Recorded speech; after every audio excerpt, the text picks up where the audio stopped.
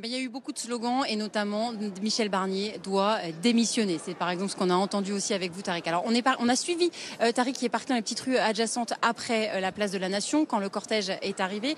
Vous êtes membre d'un collectif LGBTQIA+, et vraiment Michel Barnier, vous, c'est pas votre tasse de thé. Ah, c'est clair que c'est pas notre tasse de thé, c'est un signal très très mauvais qui est envoyé. Alors nous, en particulier sur les questions LGBT, parce qu'on sait que Michel Barnier, il y a très très très longtemps, en 81, il me semble, avait déjà voté contre la dépénalisation de l'homosexualité. Il faut savoir que ça fait que 50 ans que l'homosexualité est dépénalisée en France. Lui était contre. Ensuite, sur le Pax, donc le pré-mariage pour les personnes de même genre, pareil, il était contre. Et on sait que la droite, l'extrême droite se sont toujours opposés à nos droits.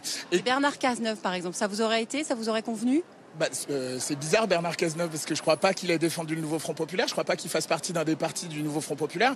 Et ce qui s'est passé dans l'entre-deux tours,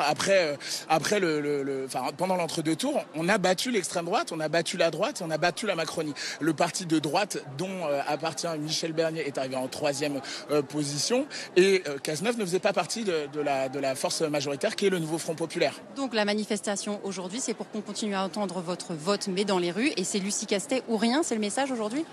Ça aurait été la base que Lucie Castet ait été proposée. Nous, on a défendu le nouveau Front Populaire, on a défendu Lucie Castet quand elle est arrivée, notamment face à la lesbophobie qu'elle a subie.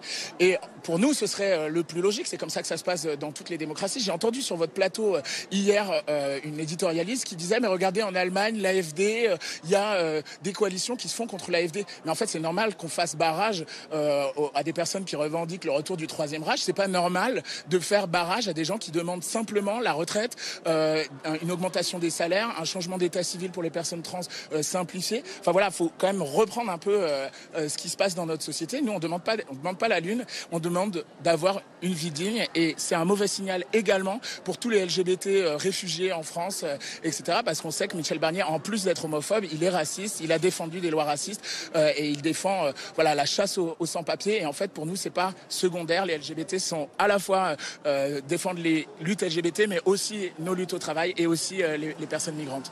Et ce que vous nous disiez tout à l'heure, c'est que donc vous alliez continuer à manifester s'il y avait d'autres appels à manifester pour faire entendre votre vote, mais cette fois dans la rue.